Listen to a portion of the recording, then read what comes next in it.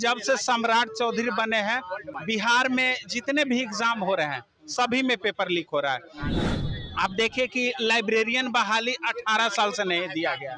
पढ़ने के अलावा जो है ना, ये आंदोलन करने के लिए सिखा रही है। अब बिहार के शिक्षा मंत्री का भाषा देख लीजिए, छात्र नेता हमको जानते नहीं हैं तो उनका दाल रोटी कैसे चलेगा। अरे भाई, हमारा तो दाल रोटी किसी पर कैसे चल जाएगा। जब हम लोग अपने पर आ गए ना तो आपका कैसे चलेगा, ये आप समझ लेना। विषय से लटका ही रहा है अभी तक शिक्षा मंत्री। उन्हीं के लिए तो आए हैं हम लोग एक साथ एक मंच पे लड़ाई लड़ना, जिसमें 13 सूत्री मांग है। उसमें हम लोग का मांग है बीटीएससी से, स्वास्थ्य से। संभल जाइए, चेत जाइए, नहीं तो झारखंड की तरह आप लोग किसी लायक नहीं रहेंगे और आपका तमाम जीवन सलाखों के पीछे बीतेगा। TRE 4 की बात करते वो मामला जो है रफा दफा करना चाहते हैं। तो क्या आपसे ना पूछे प्रेस के लोग, क्या आपसे छात्र अभ्यर्थी ना पूछे कि TRE 4 कब आएगा? तो सीधा मामला है कि सरकार सब विषयों को खत्म करना चाहती है। आप देख रहे हैं खबर पॉइंट, मैं हूं आपके साथ गुलशन कुमार। छात्रों का जो महाधरना 13 अगस्त से होने वाला था, आज देखिए सुबह से ही छात्र जो है वो गर्दनी बाग में बैठना शुरू कर दिए हैं और छात्र नेता सौरभ जो है उनके अगुवाई में इस धरना को जो है वो लीड किया जा रहा है और लगातार धरना स्थल पे छात्र जो हैं वो आ रहे हैं। अब हम सौरभ से जानेंगे कि ये लड़ाई कहाँ तक आप लोग लड़ेंगे। बताइए। बहुत बहुत धन्यवाद आपको। बिल्कुल, आज गर्दनी बाग धरना स्थल से शिक्षा सत्याग्रह 2.0, क्योंकि पिछले बार भी हम लोग शुरू किए थे शिक्षा 70वीं, उसमें भी शिक्षा सत्याग्रह ही नाम था। और पुनः आज 70वीं सिविल सेवा के जो अभ्यर्थी हैं, जो मुख्य परीक्षा से वंचित देने के बाद जो फाइनल रिजल्ट आया उसमें कहीं ना कहीं उनके साथ गलत हुआ, और खासकर हिंदी माध्यम के अभ्यर्थियों के साथ। तो हमारी मांग रही है प्राथमिकता के साथ कि जो सिविल सेवा 70वीं है उसको पूरी तरीके से निरस्त किया जाए। व्यापक तौर पर धांधली और सेटिंग इस परीक्षा में हुई है, तो गड़बड़ी के आरोप पहले भी लगे थे और आज भी चेयरमैन जो है जवाब नहीं दे रहे हैं।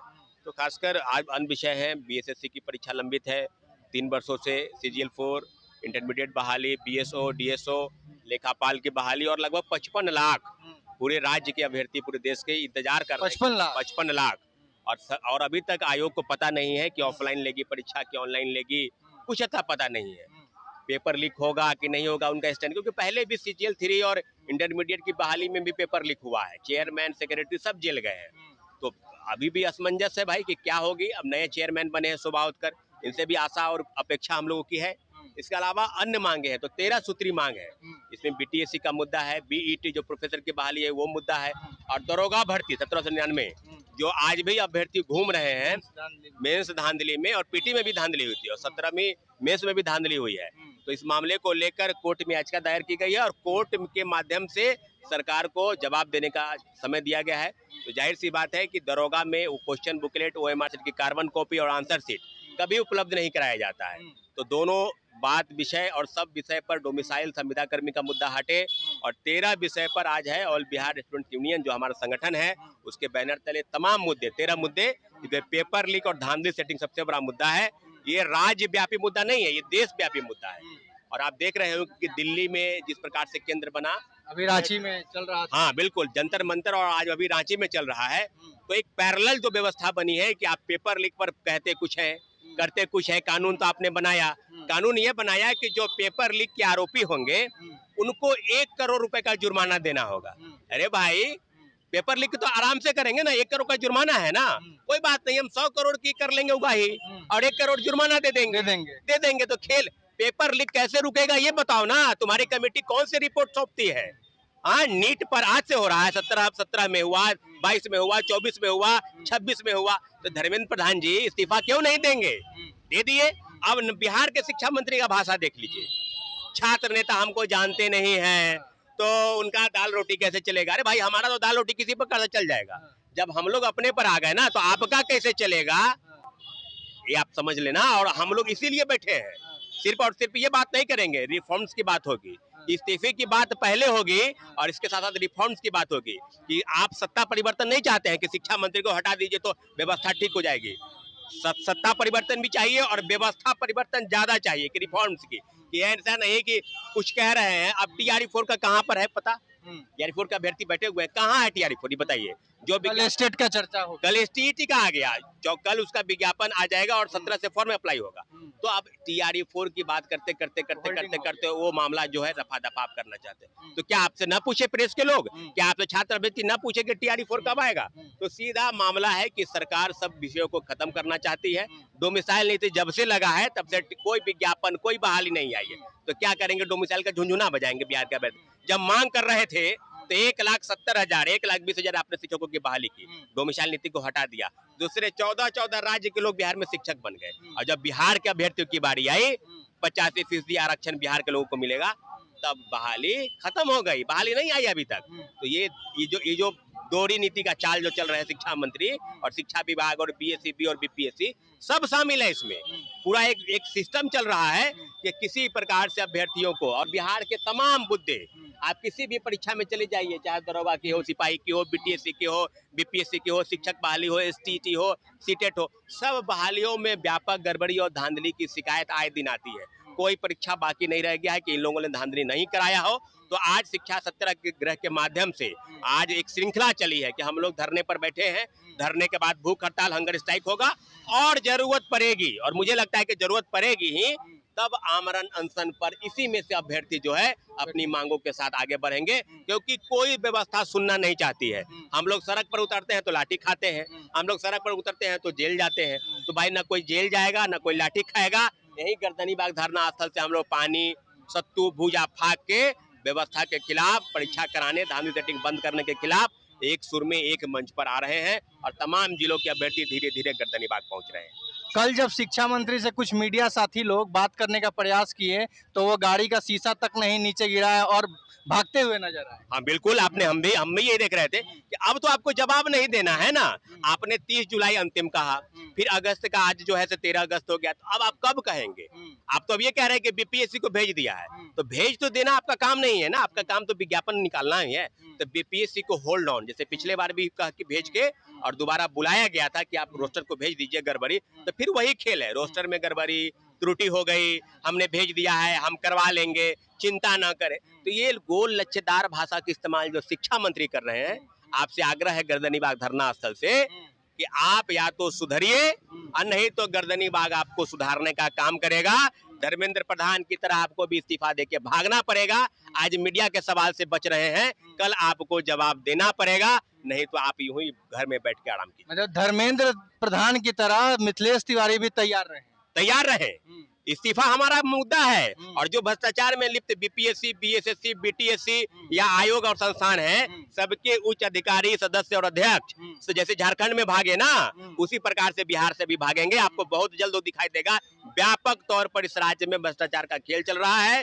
पेपर लीक, कोचिंग माफिया, शिक्षा माफिया का बिजनेस फल फूल रहा है, और नाम पर से दिखावा कि हमने ये कर दिया, हमने वो कर दिया, कुछ तो दिखाई नहीं दे रहा है। और अभ्यर्थी बिल्कुल निराश होके, क्योंकि गर्दनीबाग कोई शौक का चीज नहीं है कि गर्दनीबाग में चलो और बैठते हैं। गर्दनीबाग कोई टूरिस्ट पैलेस नहीं है, मजबूरी है, और मजबूरी के लिए, अपने रोजी रोटी के लिए, आपकी व्यवस्था सुधारने के लिए गर्दनीबाग में बैठना। इसलिए कि गर्दनीबाग में जब बैठेंगे ना तो आपकी गर्दन फंसेगी, क्योंकि दिल्ली में जैसे फंसी जंतर मंतर पर और रांची में जैसे फंसा है, उसी प्रकार से आपका भी गर्दन फंसेगा गर्दनीबाग में। इसलिए आपको आग्रह करते हैं कि तमाम मुद्दे जो अभ्यर्थियों से जुड़े हैं, उनकी हित से रखते हैं, तो उनको आप सॉल्व कीजिए। सॉल्व नहीं कीजिएगा तो आप भी सॉल्व हो जाइएगा, ये गर्दनीबाग आपको तय कर देगा। आपसे एक सवाल लेंगे, एक और छात्र नेता दिलीप कुमार हैं, वो अलग से बैठकी कर रहे हैं, तो नहीं लग रहा है कि अगर आप लोग एक मंच पे आए तो छात्रों का जो आवाज है और बुलंदी से निकलेगा, हल भी और जल्दी होगा? तो ऐसी चीजें व्यवस्था क्यों की जा रही है? एक बात आपको बता दें कि हमने 3 दिन पहले ही प्रेस कॉन्फ्रेंस किया था, आप भी उसको आपने भी कवर किया था। तो हमने सीधे कहा था कि हम 13 तारीख से बैठ रहे हैं, और एक अचानक आकर और कई मुद्दों को जोड़कर अलग से बैठना, तो ये कोई छात्र नेता का काम नहीं हो सकता है। सवाल सीधा है, और वो व्यक्ति छात्र है भी नहीं, किसी परीक्षा में बैठने की योग्यता नहीं रखता है, उसको राजनीति से मतलब है, चुनाव से मतलब है। इस विषय पर हम बहुत ज्यादा कुछ नहीं कहेंगे, लेकिन अभ्यर्थियों को जरूर सलाह देंगे कि गर्दनीबाग में आप आइए। सब मुद्दा एक है, TR4 का मुद्दा हो, BTSC का, BPSC का खासकर मुद्दा, प्रोफेसर बहाली का मुद्दा, तो गर्दनीबाग ही वो सुटेबल जगह है। अगर उसको इतना ही चिंता है तो गर्दनीबाग आओ ना भाई, गर्दनीबाग से लड़ो, एक जगह लड़ो, एक अलग अलग क्या लड़ना है? अगर आपसे नहीं होता है तो दूसरा कोई लड़ेगा। कोई एक विषय की लड़ाई नहीं है कि हम करवा देंगे। गर्दनी बाग के सब अभ्यर्थी एक साथ हैं, एक साथ रहेंगे और यहीं से मुद्दे का सॉल्व जो होगा सरकार तक हमारी बात जाएगी, फिर हम लोग देखेंगे। अलग अलग बनाकर अलग अलग जगहों पर करना ये बिल्कुल छात्र हित में नहीं है। छात्र को टुकड़ों में बांटने का काम हो रहा है जो बिल्कुल शोभा नहीं देता है। अगर वो यहाँ आते हैं और आपके साथ मिलकर लड़ाई लड़ते हैं तो आप तैयार हैं? देखिए, गर्दनी बाग में सबका स्वागत है भाई। कोई नेता अगर आके बैठ के छात्रों के हित में बात करेगा तो क्यों नहीं स्वागत होगा। तमाम पॉलिटिकल पार्टी का स्वागत है, लेकिन कोई राजनीति का मंच नहीं है कि आप आए और दिन रात बैठ गए अपना झंडा बैनर लेके, तो ये वो नहीं है। छात्र का विषय है, छात्र के विषय पर आप आइए, बोलिए, बैठिए, जाइए। लेकिन आप सोचेंगे कि हम आके और इसको एक अपना कब्जा जमा लेंगे, कोई भी नहीं, तो वो नहीं चलेगा। गर्दनी बाग में सबका स्वागत है, लेकिन इतना जरूर है कि छात्र हित पर कोई अगर सवाल होगा तो सॉल्व गर्दनी बाग से ही होगा, दूसरा कोई रास्ता नहीं। मुद्दा छात्र हित होना चाहिए, राजनीति नहीं। बिल्कुल, और छात्र हित के मुद्दे पर अलग अलग क्यों? जब विषय एक है, सब विषय है, तो फिर एक जगह आइए। टीआरई कोर के भी अभ्यर्थी यहाँ बैठेंगे, बैठ रहे हैं, तो सब सॉल्व होगा। लेकिन बात यह है कि अलग अलग विषय करेंगे तो विषय बिल्कुल अलग हो जाएगा। एक मुद्दा, एक मंच, वो है गर्दनी बाग और शिक्षा सत्याग्रह के नाम से जो शुरुआत हुआ है उस पर हम लोग एकजुट हैं। क्या लगता है, अब तो स्टेट का डेट जारी हो गया तो टीआरई 4 तो लटक गया। विषय से लटका ही रहा है अभी तक शिक्षा मंत्री। उन्हीं के लिए तो आए हैं हम लोग एक साथ, एक मंच पे लड़ाई लड़ना है, जिसमें 13 सूत्री मांग है। उसमें हम लोग का मांग है बीटीएससी से, स्वास्थ्य सेवा से है। अच्छा, आप लोग स्वास्थ्य वाले? हाँ, स्वास्थ्य वाले हैं। हम लोग का नोटिफिकेशन 2025 में आया था। नोटिफिकेशन दिया, हम लोग फॉर्म भरे, क्वालिफाई भी हो गए, डीवी भी करा लिए। डीवी के बाद एक ठो ऑब्जेक्शन विंडो खुलता है, उसमें हम लोग को बाहर कर दिया जा रहा है।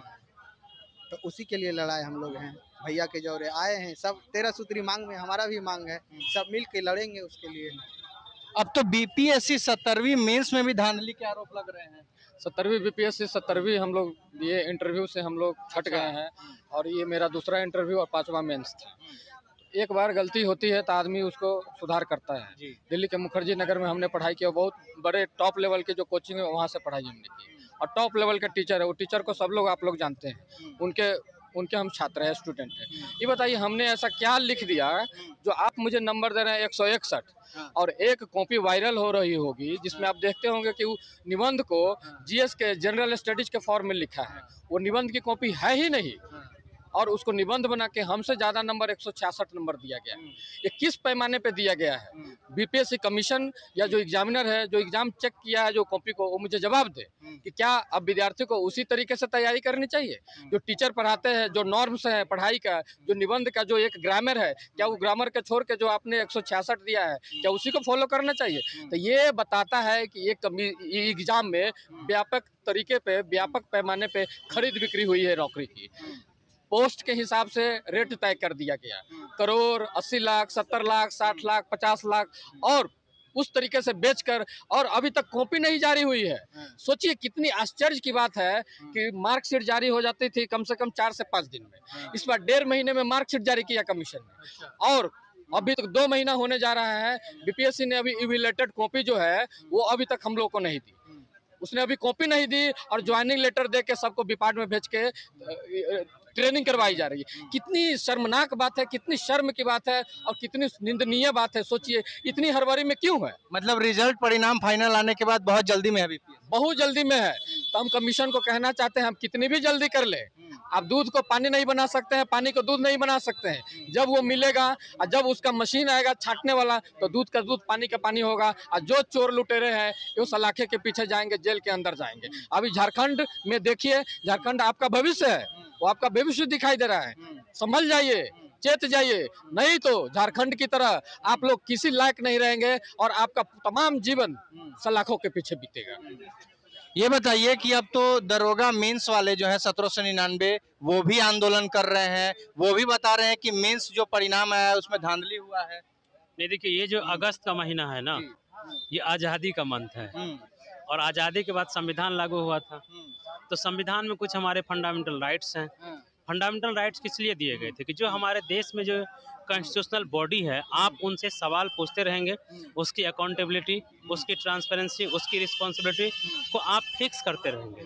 उसी के लिए हम लोगों ने बीपीएससी का जो रिजल्ट आया 17वीं का, या जो आपने एसआई का बात किया, मैं एसआई का विद्यार्थी नहीं हूँ लेकिन मैं उस बात को जानता हूँ कि भाई जो BPSSC जो दरोगा का एग्जाम लेता है तो उसकी भी तो अकाउंटेबिलिटी और रिस्पॉन्सिबिलिटी फिक्स होनी चाहिए। और BPSC का भी जो BPSC का चेयरमैन है या एग्जाम कंट्रोलर है उसकी भी अकाउंटेबिलिटी फिक्स होनी चाहिए थी। जब छात्र असंतुष्ट हैं आपके परिणाम से और हम लोग के पास एविडेंस है, एक कुछ एविडेंस के साथ हम लोग अलग से एक वीडियो बनाएंगे आप लोग के साथ, पूरा उसको रिवेल करेंगे क्या क्या एविडेंस है, हवा में कोई बात नहीं कह रहे हैं। तो भाई हम लोग का मांग है एक जाँच कमेटी आप बनाइए ना, यदि आप गड़बड़ी नहीं की है तो आपको या सरकार को या चेयरमैन को एक जांच कमेटी बनाने में किस बात का डर है, किस बात का दिक्कत है। जांच कमेटी बना, उसमें छात्र हो, उसमें टेक्निकल एक्सपर्ट हो, शिक्षाविद हो, BPSC और सरकार का प्रतिनिधि हो और जांच करके बताए कि आखिर कहाँ कहाँ गड़बड़ी हुई है, दूध और पानी कहाँ मिला है और दूध और पानी अलग अलग है तो बता दे कि नहीं दूध और पानी अलग अलग है, कहीं कोई धांधली नहीं हुई है। कहीं धांधली नहीं हुई है। आइए हमारे साथ एक और छात्र हैं, उनसे जानते हैं कि अब आज से आप लोग क्या करने वाले हैं। आज से तो आपका धरना जो है, आज से तो आप लोगों का धरना अब शुभारंभ हो गया है। बगल में जो है वो असिस्टेंट प्रोफेसर वाले 4 अगस्त से बैठे हुए हैं, तो क्या अब ये दीवारें जो है बीच का वो भी अब इधर की तरफ खिसक जाएगा? बिल्कुल बिल्कुल, क्योंकि ये मंच जो बनाया गया छात्र हित में बनाया गया। छात्र हित का कोई भी मुद्दा है इस मंच से उस समस्या का समाधान किया जाए। आप देखिए कि बिहार में कोई भी बहाली निकलता है तो उसका एक रूपरेखा नहीं तैयार रहता, यानी कि वार्षिक कैलेंडर नहीं जारी किया जाता कि इसका एग्जाम कब होगा, इसका कोई आता पता नहीं रहता।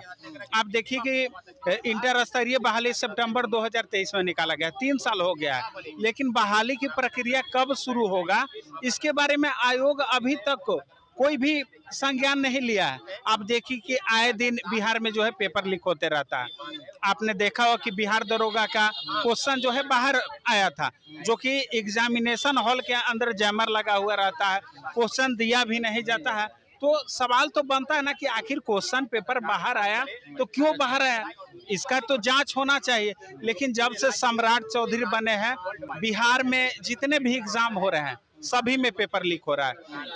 आप देखिए कि लाइब्रेरियन बहाली 18 साल से नहीं दिया गया, अंतिम समय लाइब्रेरियन बहाली 2008 में दिया गया था।